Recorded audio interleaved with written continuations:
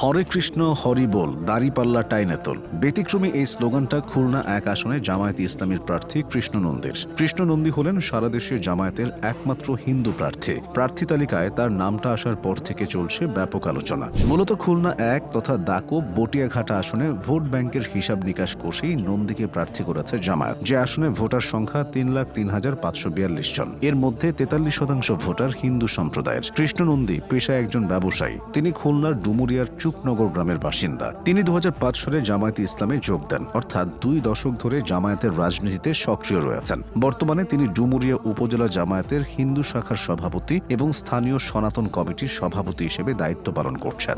রাজনৈতিক দল হিসেবে জামায়াতকে বেছে নেওয়ার কারণ সম্পর্কে একটি গণমাধ্যমের সাক্ষাৎকারে কৃষ্ণ নন্দী বলেছেন, কঠোরভাবে আদর্শভিত্তিক জামায়াত হল ন্যায় সততার দল। এখানে দুর্নীতি নেই, চাঁদাবাজি নেই, মাদক নেই, শান্তি সমৃদ্ধি আনার দল বলে তিনি জামায়াতকে বেছে নিয়েছেন। আর এটি কোনো হঠাৎ নেওয়া সিদ্ধান্ত নয়। আগের সরকারের আমলে কোণঠাসা ছিলেন বলে অভিযোগ রয়েছে কৃষ্ণ নন্দীর।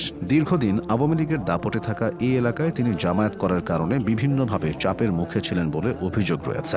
ডুমুরিয়া ও ফুলতলা উপজেলা নিয়ে গঠিত খুলনা ৫ আসনে জামায়াতের প্রার্থী দলের সেক্রেটারি জেনারেল মিয়া গোলাম পরওয়ার। এই গোলাম পরওয়ারের সাথে বেশ সখ্যতা রয়েছে কৃষ্ণ নন্দীর।